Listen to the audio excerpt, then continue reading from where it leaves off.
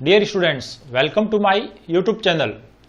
Rajasthan board of secondary education के syllabus और paper pattern के अकॉर्डिंग क्लास 12th में सेक्शन 2 में एडवर्टाइजमेंट से संबंधित एक क्वेश्चंस पूछा जाता है।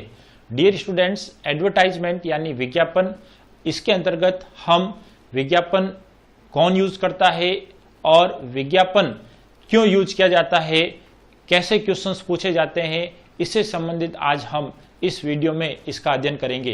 डियर स्टूडेंट्स, विज्ञापन से संबंधित आपकी तमाम क्वेरीज इस वीडियो के माध्यम से पूरी होती हुई प्रतीत होगी। Dear students, advertisement is used by individual और ऑर्गेनाइजेशन, यानी एक एडवर्टाइजमेंट एक कंपनी या एक व्यक्तिगत के तौर पर यूज किया जाता है। क्यों किया जाता है? आस्किंग फॉर और ऑफरिंग सर्विस, यानी किसी भी प्रकार की सेवा को ऑफर करने के लिए या सेवा लेने के लिए। बाइंग और सेलिंग प्रॉपर्टी, यानी कोई भी प्रॉपर्टी है, चाहे वो घर हो, दुकान हो, उसको बेचने के लिए, खरीदने के लिए। और प्रॉपर्टी ऑन रेंट, या उसको किराए पर लेने के लिए। मैट्रिमोनियल, यानी वैवाहिक विज्ञापन, इससे संबंधित। Giving information of missing person और थिंग, यानी कोई व्यक्ति या कोई वस्तु गुम हो गई है, उसके बारे में इंफॉर्मेशन देने के लिए हम विज्ञापन यूज में लेते हैं। विज्ञापन यानी एडवर्टाइजमेंट्स न्यूज़पेपर में और साथ ही साथ टीवी पर भी दिखाई जाते हैं। न्यूज़पेपर और टीवी में दिखाई जाने वाले विज्ञापन किसी भी कंपनी के एक मार्केटिंग स्ट्रेटेजी होती है, जिसके अंतर्गत वह अपने प्रोडक्ट को कम समय में और इफेक्टिवली किसी भी लोग अपने टारगेट ग्रुप यानी लोगों तक, कस्टमर तक पहुंचाता है। एडवर्टाइजमेंट दो प्रकार के होते हैं, क्लासिफाइड और commercial. Rajasthan board of secondary education के पेपर पैटर्न के अकॉर्डिंग और पिछले कुछ सालों के पेपर को यदि हम देखें तो बोर्ड एग्जाम में केवल क्लासिफाइड एडवर्टाइजमेंट के बारे में क्वेश्चंस पूछे गए हैं। तो डियर स्टूडेंट्स, क्लासिफाइड एडवर्टाइजमेंट क्या होते हैं और हम इनको किस प्रकार से लिखेंगे, इसके बारे में हम अध्ययन करेंगे। डियर स्टूडेंट्स, पिछले कुछ सालों से बोर्ड एग्जाम पेपर पैटर्न को या पेपर को हम देखें तो केवल क्लासिफाइड एडवर्टाइजमेंट से अधिकतर क्वेश्चंस पूछे गए हैं। तो हम क्लासिफाइड एडवर्टाइजमेंट के बारे में अध्ययन करेंगे। क्लासिफाइड एडवर्टाइजमेंट क्या होता है और इसकी क्या विशेषता है? Dear students, classified advertisement categorise into column, यानी इनको कॉलम में वर्गीकृत किया जाता है। लेस स्पेस, यानी इनकी जगह कम होती है। मोर इकोनॉमिकल, यानी आर्थिक रूप से हमें ये लाभप्रद होता है। Return in short phrase and words, यानी छोटे वाक्यांशों में, फ्रेज यानी वाक्यांश, छोटे वाक्यांशों में और शब्दों में इनको लिखा जाता है। And language simple and concise, और उसकी लैंग्वेज बहुत ही सिंपल यानी साधारण एंड कंसाइज यानी बहुत ही सटीक, छोटी होती है। डियर स्टूडेंट्स, क्लासिफाइड एडवर्टाइजमेंट की इन विशेषताओं के बाद किस किस प्रकार के क्वेश्चंस एग्जाम में पूछे जाते हैं, इनका हम अध्ययन करेंगे। मेनली 4-5 प्रकार के क्वेश्चंस पूछे जाते हैं। पहला है आपका सिचुएशन वैकेंट, यानी किसी भी कंपनी में किसी भी प्रकार के पद या किसी भी प्रकार के स्टाफ की रिक्वायरमेंट की जरूरतों को पूरा करने वाला विज्ञापन सिचुएशन वैकेंट। दूसरा विज्ञापन है हाउस फॉर सेल बाय और रेंट या ऑन रेंट। यहां पर हम किसी भी प्रॉपर्टी को, चाहे हाउस हो चाहे शॉप हो, उसको बेचना, खरीदना या उसको किराए पर देना, इससे संबंधित हम विज्ञापन का अध्ययन करेंगे। फिर आता है मैट्रिमोनियल एडवर्टाइजमेंट। मैट्रिमोनियल यानी वैवाहिक विज्ञापन, जिसमें हम ब्राइड और ब्राइडग्रूम यानी वर और वधू के बारे में हम अध्ययन करेंगे। इसके बाद आता है lost and found. Lost and found, किसी भी वस्तु का खोना या पाना, यानी कोई वस्तु हमसे खो जाती है या हमें किसी की खोई हुई वस्तु मिलती है, उससे संबंधित हम जो जानकारी देते हैं उससे संबंधित हम विज्ञापन पढ़ेंगे, लॉस्ट एंड फाउंड एडवर्टाइजमेंट। और एक और विज्ञापन है मिसिंग। इसके अंतर्गत हम कोई व्यक्ति गुम हो गया है और उस व्यक्ति को ढूंढने के लिए जो विज्ञापन हम न्यूज़पेपर में देते हैं वो कहलाता है मिसिंग यानी लॉस्ट या मिसिंग एडवर्टाइजमेंट। तो डियर स्टूडेंट्स, इस प्रकार 5 प्रकार के इन विज्ञापनों का अध्ययन करेंगे, लेकिन विशेष तौर पर इन 3 पर आप फोकस रहें क्योंकि इन 3 पर अधिकतर बोर्ड एग्जाम में क्वेश्चंस पूछे जाते हैं। तो आइए एक एक करके हम इन विज्ञापन के फॉर्मेट का अध्ययन करें ताकि विज्ञापन से संबंधित आपकी तमाम जिज्ञासाएं समाप्त हो जाए। पहले प्रकार का विज्ञापन है हमारा सिचुएशन वैकेंट। डियर स्टूडेंट्स, यहां पर आप देख सकते हैं ये एक प्रकार का बॉक्स बना हुआ है। इस प्रकार का आपको बॉक्स अपने आंसर में बनाना होगा और इस प्रकार के इस बॉक्स में जिस प्रकार का विज्ञापन है उसका हमें नाम लिखना है। तो पहले प्रकार का विज्ञापन है सिचुएशन वैकेंट। अब इसमें हम इस कॉलम में क्या क्या लिखेंगे इसके बारे में अध्ययन करेंगे। तो डियर स्टूडेंट्स, सबसे पहले आपको ये सिचुएशन वैकेंट है वो वांटेड या रिक्वायर्ड से स्टार्ट करना है। कैपिटल लेटर वांटेड या रिक्वायर्ड। स्टार्ट विथ वांटेड और रिक्वायर्ड, यानी वांटेड और रिक्वायर्ड शब्द से आपको ये विज्ञापन स्टार्ट करना है। इसके बाद आपको इसी के आगे, मैं यहां लिख रहा हूं नीचे, आपको आगे से आगे बिना किसी सेंटेंस पैटर्न को ध्यान में रखे हुए केवल छोटे छोटे वाक्यांशों में और शब्दों में आपको ये विज्ञापन लिखना है। इसके बाद आप लिखेंगे name of the post. Name of the post यानी किसी भी, हम स्कूल की बात करें तो स्कूल में किसकी आवश्यकता होती है? Principal, teacher, clerk. तो हम वहां पर उस पोस्ट का नाम मेंशन करेंगे कि टीचर की रिक्वायरमेंट है, एक प्रिंसिपल की है, एक पीटीआई की है, क्लर्क की है या पियोन की है। उसी प्रकार किसी कंपनी में हमें किसी मैनेजर की आवश्यकता है या सेल्स मैनेजर्स की आवश्यकता है या सेल्स पर्सन्स की आवश्यकता है, तो उनके नाम का हम यहां पर मेंशन करेंगे। इसके बाद आप मेंशन करेंगे number of post. Number of post यानी कितने पद या कितने व्यक्तियों की आपको आवश्यकता है, उनके नंबर्स आप इस विज्ञापन में मेंशन करेंगे। इसके बाद हम उसके क्वालिफिकेशन और एक्सपीरियंस, क्वालिफिकेशन एंड एक्सपीरियंस यानी जिस पद के लिए या जिस पोस्ट के लिए हमें व्यक्ति चाहिए या पर्सन चाहिए, स्टाफ चाहिए, उस पद की क्या क्वालिफिकेशन होनी चाहिए और उनका एक्सपीरियंस यानी अनुभव कितना होना चाहिए, इसके बारे में हम मेंशन करेंगे। अकॉर्डिंग टू पोस्ट हम उनकी क्वालिफिकेशन लिखेंगे। जैसे टीचर के लिए बीएड, एमए, बीए और एक्सपीरियंस 2 to 5 ईयर। इस प्रकार से हम मेंशन करेंगे, कितना भी आप चाहे उतना कर सकते हैं। इसके बाद आता है सैलरी,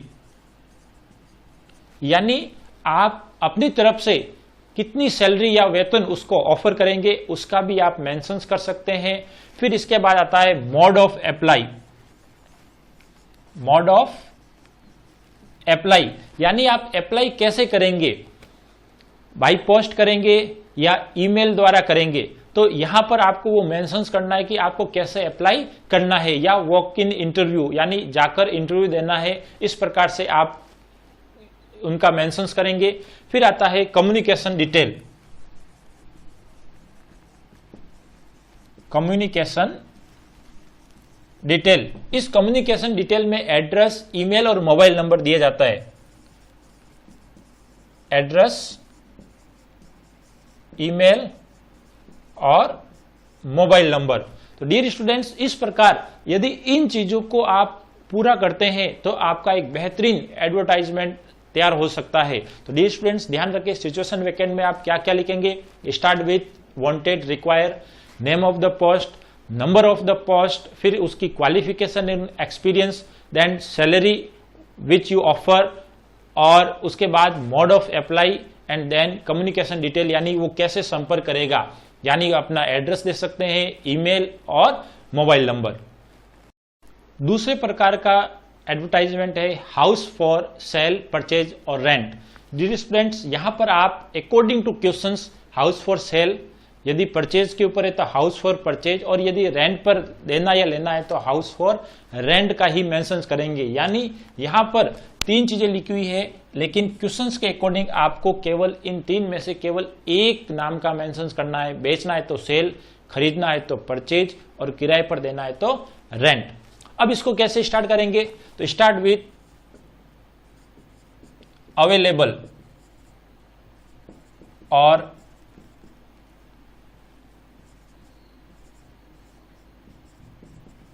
रिक्वायर्ड, यानी आप अवेलेबल या रिक्वायर्ड से स्टार्ट करेंगे।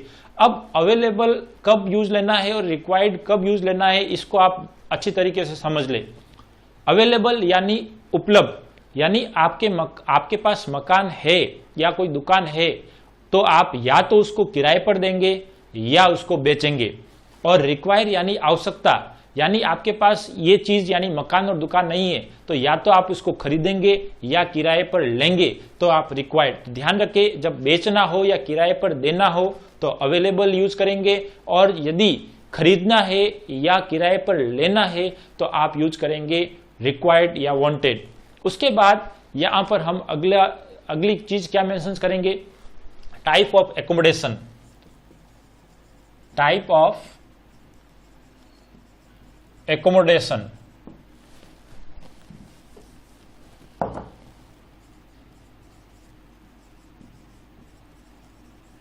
यानी आवास का प्रकार, यानी किस प्रकार का मकान आपका है। जैसे 3 BHK, हम यहां 2 BHK भी लिख सकते हैं, 1 BHK भी लिख सकते हैं, जैसा आप चाहे वैसा लिख सकते हैं। 3 BHK मतलब 3 बेडरूम हॉल एंड किचन, ये आपका एकोमोडेशन है, आवास है। इसके बाद आप इस आवास से संबंधित कुछ ब्रीफ डिस्क्रिप्शंस भी दे सकते हैं। ब्रीफ डिस्क्रिप्शंस, ब्रीफ डिस्क्रिप्शंस में क्या हो सकता है? साइज, फ्लोर और नंबर ऑफ रूम। साइज में डिस्क्रिप्शन लिख दूं, साइज के बाद कौन सा फ्लोर है, इसके बाद फेस कौन सा है, स्पेसियस है या नहीं है, इसके बारे में आपको लिखना है। स्पेसियस, ईस्ट फेस यानी आप मकान की दिशा पूरब की ओर है। इसके बाद आप लिख सकते हैं इंडिपेंडेंस टेरेस यानी स्वतंत्र छत।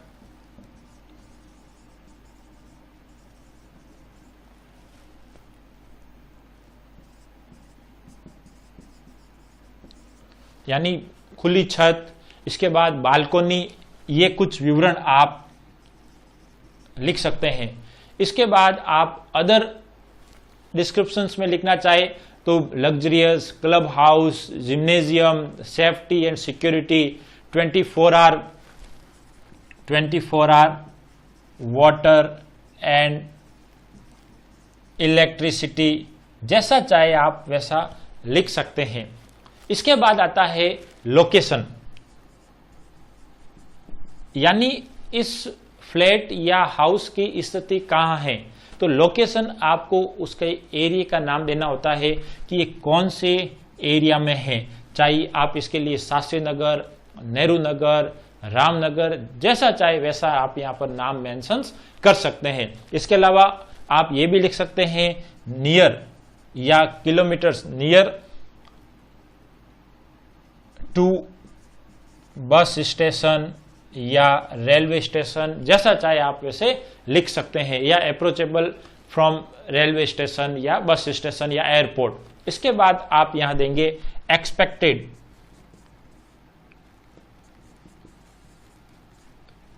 मकान एक्सपेक्टेड, यदि मकान आपको बेचना है तो उसकी प्राइस 40 से 50 लाख, खरीदना है तो उसके अकॉर्डिंग 40 से 50 लाख, और किराए पर देना है तो 9 से 10,000, 12,000, 15,000 जितना चाहे उसका एक रेंट या प्राइस आपको लिखना होता है। तो एक्सपेक्टेड प्राइस या रेंट आपको मेंशन करना होता है।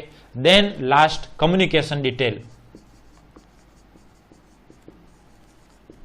Communication detail. इस कम्युनिकेशन डिटेल में आप वही address, email and mobile number, address, email and mobile number. तो डियर स्टूडेंट्स, इस प्रकार किसी भी प्रकार के हाउस फॉर सेल, परचेज और रेंट पर एडवर्टाइजमेंट आए तो इन चीजों को आपको मेंशंस करके लिखना होता है। तो डियर स्टूडेंट्स, ये केवल एक फॉर्मेट है, एक इंट्रोडक्शन है। इससे संबंधित जितने भी बोर्ड एग्जाम में क्वेश्चंस आए हैं या अन्य एग्जाम में क्वेश्चंस आए हैं, इनके लिए एक एक क्वेश्चंस का हम और वीडियो लेकर आएंगे। तो डियर स्टूडेंट्स, यदि आपने अब तक चैनल सब्सक्राइब नहीं किया है तो चैनल को जरूर सब्सक्राइब कर लें और वीडियो को आगे तक देखते रहें। मैट्रिमोनियल एडवर्टाइजमेंट, जिसके अंतर्गत हम वांटेड ब्राइड और ब्राइड ग्रूम का अध्ययन करेंगे। वांटेड ब्राइड यानी वधू की आवश्यकता और ब्राइड ग्रूम यानी वर की। तो डियर स्टूडेंट्स, यहां पर हम अपने घर में यदि कोई बहन है उसके लिए हम वर के लिए विज्ञापन देंगे और यदि भाई है तो उसके लिए वधू यानी दुल्हन के लिए विज्ञापन लिखेंगे या देंगे। तो डियर स्टूडेंट्स, यहां पर हम इस विज्ञापन को कैसे करेंगे, आइए सीखते हैं। मैट्रिमोनियल या वांटेड ब्राइड और ब्राइड ग्रूम के लिए हम सबसे पहले स्टार्ट करेंगे सूटेबल मैच फॉर से शब्द से। सूटेबल मैच फॉर, या इसके लिए एक और शब्द है अलायंस फॉर।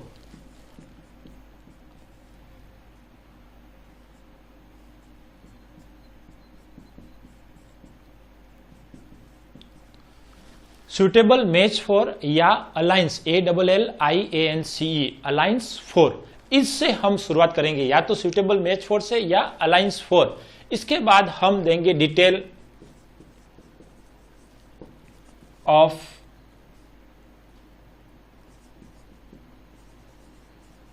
ब्राइड ग्रूम की। कब? जब आपका क्वेश्चन हो वांटेड ब्राइड का। ध्यान रखें, जब आपको ब्राइड यानी दुल्हन की आवश्यकता है या दुल्हन चाहिए, ऐसी स्थिति में आप ब्राइड ग्रूम यानी अपने वर की डिटेल देंगे।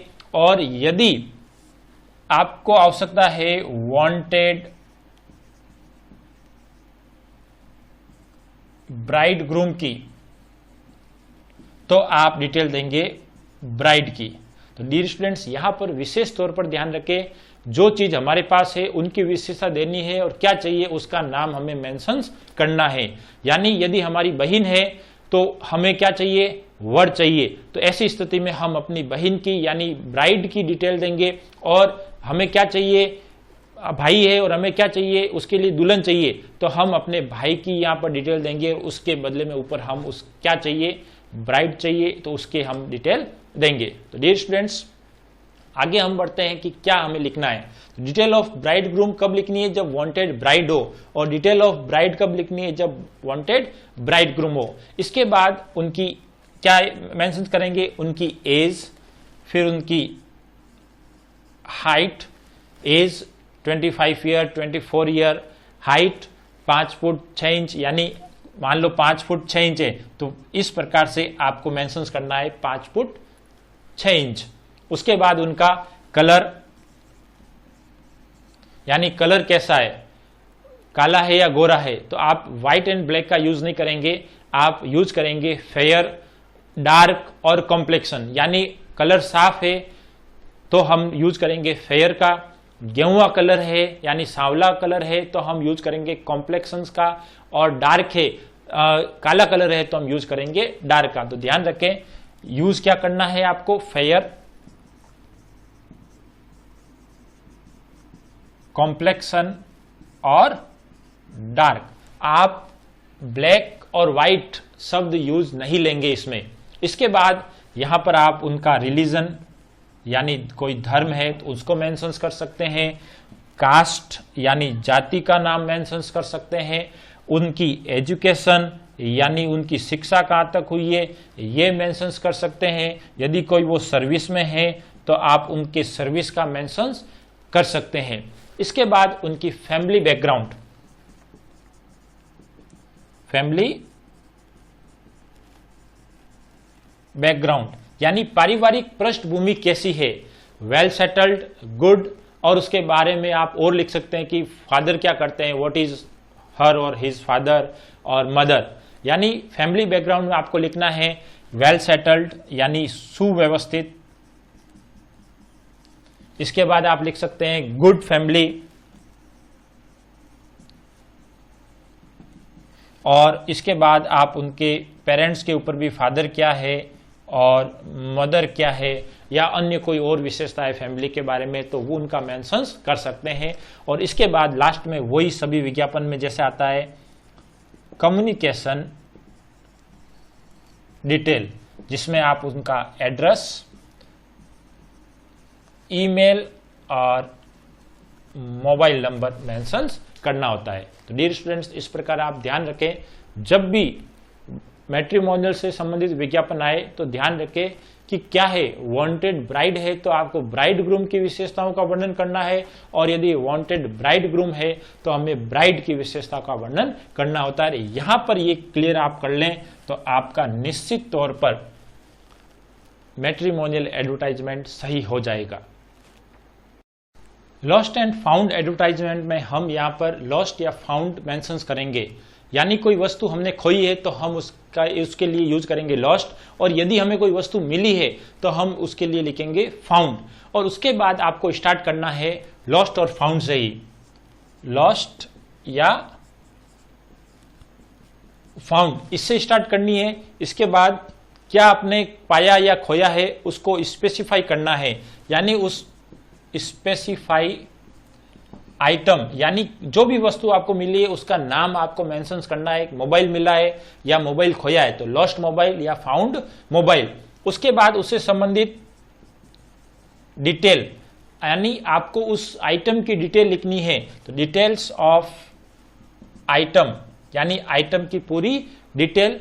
उसके बाद आपको ये लिखना है कि वो मोबाइल है या अन्य कोई वस्तु है वो कब और कहां खोई है, व्हेन और where, when and where, lost and found, यानी कोई चीज कब और कहां खोई है या आपने पाई है, उसका समय और उसकी जगह को आपको मेंशंस करना है। और यदि कोई चीज हमने खोई है और उसके जानकारी के लिए हम कोई इनाम रिवार्ड देना चाहे तो उसका भी आप मेंशंस कर सकते हैं, रिवार्ड इफ एनी, यानी आप कोई रिवार्ड देना चाहे इन केस ऑफ लॉस्ट। ध्यान रखें ये आप यूज कब करेंगे, इन केस ऑफ लॉस्ट, जब आपने कोई वस्तु खोई है तभी आप इसका मेंशन करेंगे कि आप उसको उचित इनाम देंगे। Then communication detail, communication detail जिसमें आप अपना एड्रेस, देन ईमेल और मोबाइल नंबर दे सकते हैं, जैसा चाहे वैसा आप इसमें लिख सकते हैं। तो अंतिम एडवर्टाइजमेंट फॉर्मेट के अंतर्गत हम मिसिंग एडवर्टाइजमेंट का अध्ययन करेंगे। डियर स्टूडेंट्स ध्यान रखें, मिसिंग और लॉस्ट सेम है। लॉस्ट और फाउंड आपको किसी वस्तु या आइटम के लिए यूज करना है, जबकि मिसिंग आपको व्यक्ति के लिए यूज करना है। तो सबसे पहले आप इसको कैसे स्टार्ट करेंगे, तो सबसे पहले आप मिसिंग शब्द से ही स्टार्ट करेंगे। मिसिंग, और मिसिंग क्या है, मैन और women, physical descriptions of man and women, physical descriptions of man और वुमेन, यानी जो भी व्यक्ति या औरत महिला खोई है उसका शारीरिक विवरण आपको देना है, यानी उसकी कद काठी कैसी है, उसका नाम क्या है। तो हम इसमें क्या मेंशन कर सकते हैं, नेम, देन एज, उसकी आयु क्या है अकॉर्डिंग टू शरीर, 40 वर्ष का लग रहा है, 50 वर्ष का लग रहा है, उसकी आप एज मेंशन कर सकते हैं। देन उसकी हाइट, यानी उसकी लंबाई कितनी है, उसका रंग कैसा है, उसका कलर भी आप लिख सकते हैं कि कलर कैसा है, फेयर है, डार्क है या कॉम्प्लेक्शन है। देन आप उसके कपड़ों के बारे में लिख सकते हैं कि कैसे कपड़े पहने हुए हैं, तो आप क्लॉथ्स का भी विवरण कर सकते हैं। और अदर आइडेंटिफिकेशन यदि कोई हो, अदर आइडेंटिफिकेशन यानी अन्य कोई पहचान, जैसे कोई चोट का निशान हो या अन्य किसी प्रकार की निशानी हो, तो उसका भी आप अदर डिस्क्रिप्शंस या आइडेंटिफिकेशंस में मेंशंस कर सकते हैं। उसके बाद आप रिवार्ड, यानी यदि किसी ने भी इसकी सूचना दी तो इसके लिए रिवार्ड भी दिया जाएगा। और लास्ट में आप इसका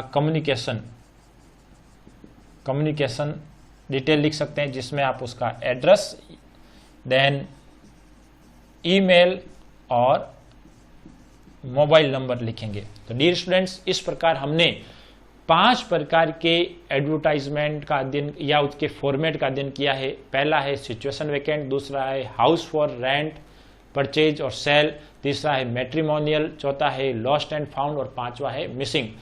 अब तक बोर्ड एग्जाम में 3 प्रकार के प्रमुख रूप से क्वेश्चंस पूछे गए हैं जो कि एडवर्टाइजमेंट पर आधारित थे। पहला सिचुएशन वैकेंट, मैट्रिमोनियल और हाउस फॉर रेंट, सेल और परचेज। तो डियर स्टूडेंट्स, यह एक केवल एडवर्टाइजमेंट से संबंधित उनके आने वाले क्वेश्चंस पर आधारित ये फॉर्मेट थे।